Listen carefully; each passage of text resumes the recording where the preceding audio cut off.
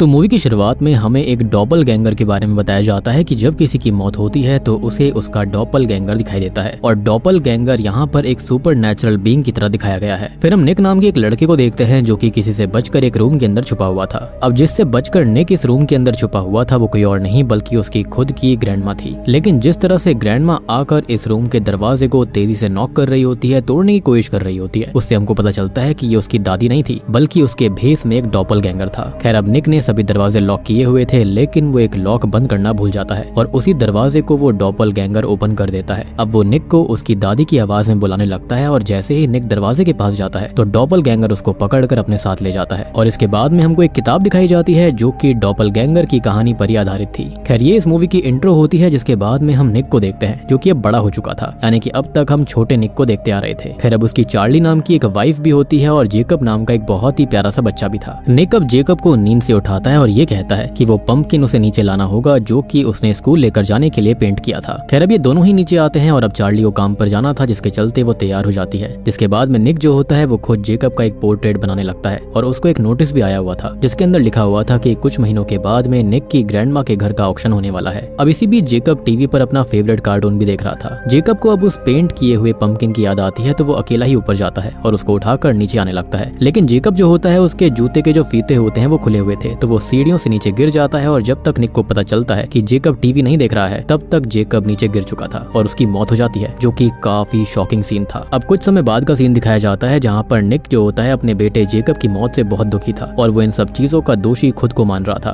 और चार्ली भी बहुत ही ज्यादा दुखी थी। लेकिन सबसे बड़ी दिक्कत ये थी कि निक को चार्ली की आवाजें अब तक सुनाई दे रही थी जो कि निक को बुरी बुरी बातें बोल रही होती हैं, लेकिन असल में चार्ली ने कुछ बोला ही नहीं था। मतलब जो निक होता है उसकी मानसिक स्थिति बिल्कुल भी ठीक नहीं थी। अब जब निक गराज में से जाता है तो वहाँ पर वो जेकब का सामान देखता है और यहाँ पर पहले निक के पीछे कोई नहीं खड़ा हुआ था, लेकिन फिर तभी उसे किसी तरह के हेडेक होने लगते हैं और उसके पीछे फेच AKA डॉपलगैंगर आ जाता है और वो निक से चार्ली की आवाज में बात करता है कि मर जाओ, क्योंकि जेकब निक की वजह से ही मारा गया था। और फिर चार्ली जो कि अपने रूम के अंदर बैठी हुई रो रही थी, बहुत दुखी थी, वो अचानक से बाहर देखती है और गौर करती है कि निक खुद को खत्म करने की कोशिश कर रहा था, लेकिन चार्ली सही समय रहते उसे बचा लेती है। सो बेसिकली वो डॉपलगैंगर निक की मौत चाहता था और हमने बचपन में भी देखा था कि निक की तरफ ये डॉपलगैंगर आया था। अब सीन 1 महीने बाद का होता है और हम एंड्रू नाम के एक बहुत ही काबिल थेरेपिस्ट को देख पाते हैं और उसके पास निक की फाइल्स आई हुई थी और अब से वो निक का केस हैंडल करने वाला था। एक बात गौर करने वाली ये थी कि एंड्रू सोते टाइम एक पिलो को हक करके सोया करता। अब सीन निक और चार्ली पर शिफ्ट होता है और चार्ली निक को उसके ग्रैंडमा के घर लेकर आई थी और उसने निक का सारा सामान भी वहीं पर शिफ्ट करवा लिया था, लेकिन वो खुद निक के साथ नहीं रहने वाली थी क्योंकि उसे शहर में काम था।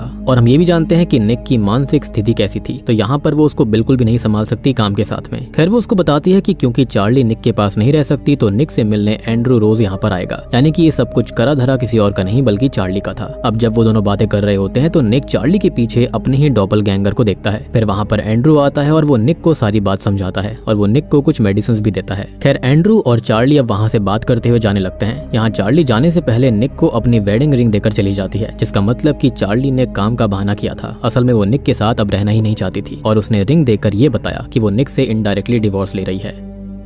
खैर अब रात में निक जो होता है वो जेकब का वो स्केच बना रहा था जो कि उसने पूरा नहीं किया था और तभी उसे बाहर से कुछ आवाज आने लगती है और जब वो खिड़की से बाहर देखता है तो बाहर कोई नहीं होता, लेकिन फिर भी बाहर से निक को अपनी ग्रैंडमा की आवाज सुनाई दे रही थी, लेकिन बाहर फिर भी कोई नहीं होता। तो निक खिड़की बंद कर देता है और वो डॉपलगैंगर अब निक को पीछे से आकर पकड़ लेता है, लेकिन असल में ये उसका एक नाइटमेयर था जिससे कि वो काफी डर गया था।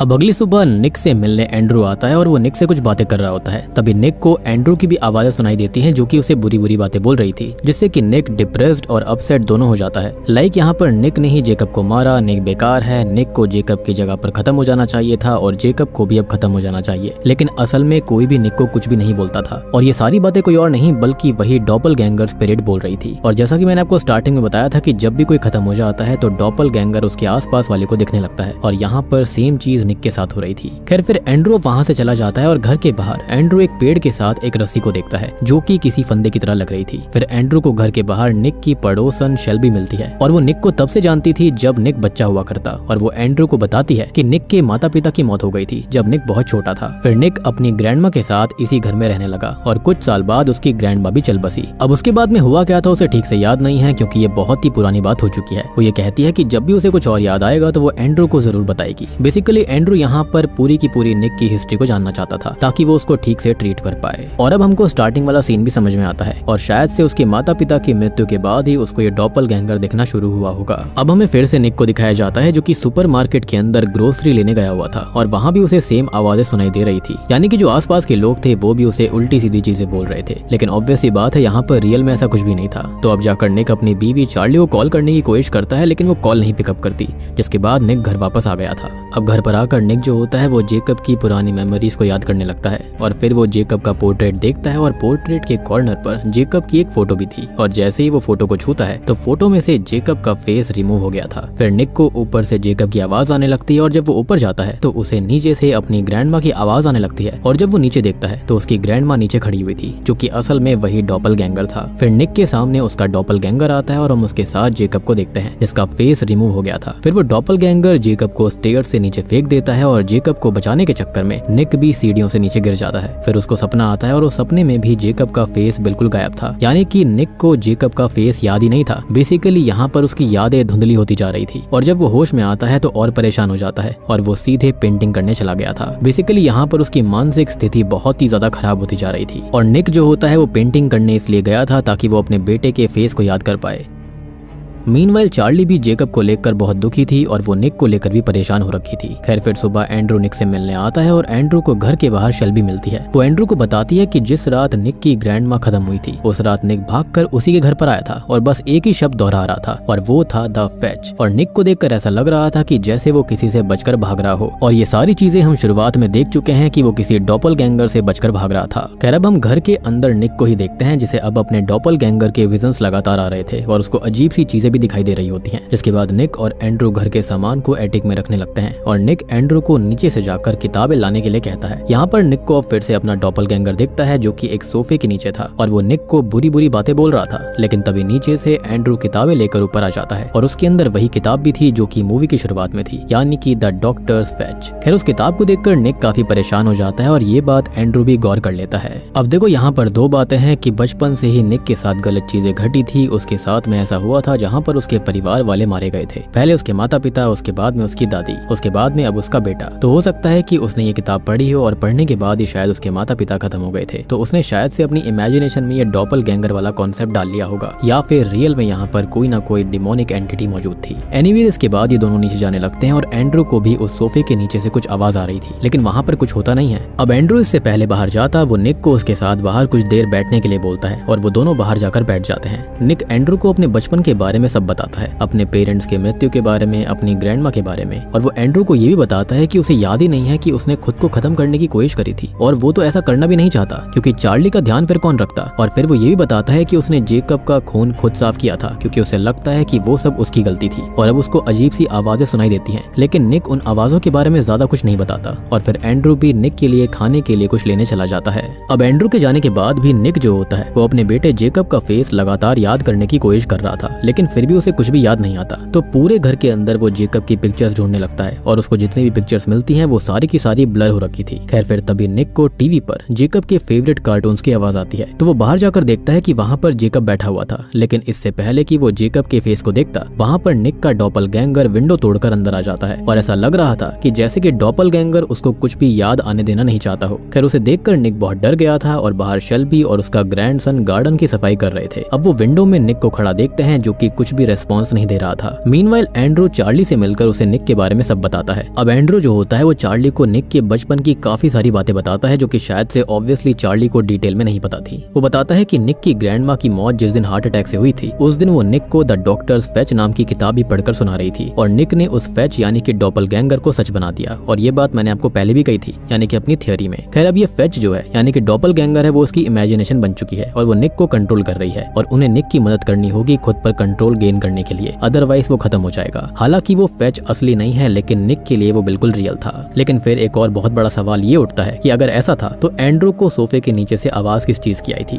एनीवेज निक बहुत ही परेशान था क्योंकि उसे जेकब का फेस याद नहीं आ रहा होता और ऊपर से वो डॉपलगैंगर निक को फिर से वही सारी बातें बोल रहा था। और परेशान होकर निक खुद का ही फोरहेड जो होता है वो टेबल पर बार बार मारता रहता है। खैर अब जब ये सारी आवाजें आना बंद होती हैं, वो थोड़ा सा ठीक होता है, तो निक अपना फेस वॉश करता है और टूटी हुई खिड़की भी कवर करता है। फिर वो चार्ली को कॉल करता है और वो कुछ देर बात करते हैं, जिसके बाद में एंड्रू निक से मिलने आता है और वो दोनों भी कुछ बातें करते हैं। एंड्रू निक को कुछ नई दवाइयां देता है और निक सभी मेडिसिन ले लेता है, लेकिन स्लीपिंग पिल्स नहीं लेता क्योंकि उसे काफी बुरे सपने आ रहे थे इससे। लेकिन वो एंड्रू को ये बात बताता नहीं है जो कि उसको बतानी चाहिए थी। एनीवेज फिर एंड्रू ये बोलता है कि उसकी बेटी ने 2 साल पहले खुद की जान ले ली थी, तो उसे पता है कि कैसा लगता है। And this might be the reason कि एंड्रू को वहां पर कुछ आवाज महसूस हुई थी। एंड्रू कहता है कि वो जानता है कि जब कोई चला जाता है, यानी कि जब अपना कोई खत्म हो जाता है, तो उसको पता है कि कैसा लगता है। अब तभी एंड्रू जो होता है वो निक पर हिप्नोसिस थेरेपी का इस्तेमाल करता है और निक ठीक उस रात पर पहुंच गया था जब उसकी ग्रैंडमा जो थी वो चल बसी थी और वो वहां पर अपनी ग्रैंडमा को देख पा रहा था, जो कि असल में डॉपलगैंगर होता है। निक अब अपने घर में घूम रहा होता है और वहां पर उसे खुद का ही डॉपलगैंगर मिलता है। वो निक को खुद की जान लेने के लिए उकसा रहा था और वो निक को और दुखी करने के लिए जेकब की आवाज में बात भी करने लगता है ताकि वो खुद की जान ले। लेकिन एंड्रू निक को हिप्नोसिस से बाहर निकाल लेता है। निक बस एक ही बात बार बार बोल रहा था कि उसे जेकब का फेस याद नहीं है। फिर एंड्रू उसे उठकर उसके बेड पर लेटा देता है और फिर वो चार्ली को भी सारी बात बताता है और फिर वो खुद भी सो जाता है। अब अगली सुबह वो वहाँ से निकल गया था और यहाँ पर एंड्रू के जाने के बाद में वहाँ पर चार्ली आती है। वो वहाँ पर जेकब का इनकम्प्लीट पोर्ट्रेट देखती है और पास में एक और पोर्ट्रेट भी था जो कि ढका हुआ था। लेकिन इससे पहले कि वो उस पोर्ट्रेट को देख पाती, वहाँ पर निक आ जाता है। फिर वो दोनों बाहर चले जाते हैं और बाहर चार्ली निक की नेक पर चोट के निशानों को देखती है जो कि उसी डॉपलगैंगर की वजह से हुए थे। लेकिन निक कहता है कि शायद ये दवाइयों के साइड इफेक्ट्स होंगे। अब जैसे जैसे वो दोनों बात करने लगते हैं वैसे ही धीरे धीरे उन दोनों के बीच सब कुछ ठीक होने लगता है। लेकिन निक को दूर खेतों के अंदर अपना ही डॉपलगैंगर दिखता है, तो वो चार्ली को कहता है कि वो शावर करके आएगा और फिर वो दोनों बाहर डिनर के लिए जाएंगे। अब होता यह है कि निक को बाथरूम के अंदर भी अजीब चीजें दिख रही थी और डॉपलगैंगर की आवाजें लगातार सुनाई दे रही होती हैं। मीनवाइल घर के बाहर शेल्बी अपने ग्रैंडसन के साथ आती है और वो चार्ली से उस शाम के बारे में बात करने आई थी जब निक विंडो में खड़ा हुआ था। खैर चार्ली और शेल्बी को बात करते देख निक जल्दी से अपनी शर्ट पहनता है और हम देखते हैं कि उसकी पूरी बॉडी पर चोटों के निशान थे। खैर जल्दी जल्दी में वो चार्ली की वेडिंग रिंग गिरा देता है और फिर जब निक बाहर जाता है तो वो शेल्बी के ग्रैंडसन को देखकर उसे जेकब भी समझ लेता है और उसे उठाकर वो घर ले जाने लगता है। तो चार्ली उसे थप्पड़ मारकर होश में लाती है और फिर शेल्बी जो होती है वो डर के मारे अपने ग्रैंडसन के साथ वहाँ से चली गई थी। जिसके बाद में चार्ली निक से पूछने लगती है कि वो ऐसा क्यों कर रहा है, ऐसा क्यों करता है। तभी वहाँ पर वो डॉपलगैंगर निक के पास आकर बैठ गया था और वो निक पर कंट्रोल करने की कोशिश करने लगता है। फिर वो चार्ली को वहाँ से जाने के लिए बोलता है और चार्ली भी गुस्से में वहाँ से चली जाती है। खैर अब जब निक होश में आता है तो उसको लगने लगता है कि चार्ली उसे अकेले छोड़कर चली गई और डॉपलगैंगर भी उसे वही बुरी बातें बोल रहा था, यानी कि उसकी मानसिक स्थिति और खराब हो गई थी। अब उसने निक पर पूरी तरह से कंट्रोल ले लिया था और हम निक की बैक में से डॉपलगैंगर के 2 हाथों को भी देखते हैं। मीनवाइल चार्ली ने एंड्रू को कॉल करके सब बता दिया था। जिसके बाद होता यह है कि एंड्रू और चार्ली वापस से निक के घर पर आते हैं और पूरे घर के अंदर किसी ने काले कलर से पेंट कर दिया था और अब ये दोनों ही उस ढके हुए पोर्ट्रेट्स को देखते हैं जो कि असल में निक के ही डॉपलगैंगर ने पेंट किए थे। खैर फिर वहां पर उनको निक दिखता है, लेकिन निक अकेला नहीं था, उसके साथ उसका डॉपलगैंगर भी था और उस डॉपलगैंगर को देखकर तो एंड्रू को भी उस पर यकीन हो जाता है, यानी कि निक सच बोल रहा था। खैर अब वो डॉपलगैंगर चार्ली और एंड्रू पर हमला कर देता है और जब वो चार्ली को मारने की कोशिश करता है तो निक हार मान जाता है और वो खुद का कंट्रोल उस डॉपलगैंगर को दे देता है और वो डॉपलगैंगर अब उसकी बॉडी पर पूरी तरह कंट्रोल ले चुका था। अब निक को बचाने का आखिरी रास्ता था कि उसे उसकी बॉडी पर कंट्रोल वापस दिलवाया जाए और इसलिए जब निक अपने गले में फांसी के फंदे को डालता है तो एंड्रू निक पर फिर से हिप्नोसिस करता है और निक फिर से अपने ही घर में पहुंच गया था। बेसिकली वो अपने ही माइंड में कैद सा हो गया था और ये सब ये डॉपलगैंगर इविल स्पिरिट कर रही थी। अब इस दुनिया के अंदर होता यह है कि ये डॉपलगैंगर निक को अपनी बॉडी पर कंट्रोल लेने से रोक रहा था और वो निक को खत्म होने के लिए कहने लगता है और इस वजह से असलियत में भी निक धीरे धीरे चेयर से नीचे जा रहा था, खुद को खत्म कर रहा था। और अब एंड्रू को याद आता है कि निक परेशान था क्योंकि उसे जेकब का फेस याद नहीं था। तो एंड्रू चार्ली को जाकर जेकब की एक पिक्चर लाने के लिए कहता है और जेकब की पिक्चर देखकर निक को जेकब का फेस याद आ गया था। लेकिन अभी भी डॉपलगैंगर निक को उसकी बॉडी पर कंट्रोल नहीं लेने देता। लेकिन एंड्रू की बातों से निक को उसकी बॉडी पर कंट्रोल हासिल करने में हेल्प मिलती है और निक डॉपलगैंगर के गले में ही उस फंदे को डाल देता है और उसको ही खत्म कर देता है। फाइनली निक अपनी बॉडी पर कंट्रोल गेन कर चुका था और डॉपलगैंगर भी यहाँ पर खत्म हो जाता है। फिर यहाँ से कहानी कुछ हफ्तों के बाद जाती है और हम निक और एंड्रू को देखते हैं और अब निक बिल्कुल ठीक था।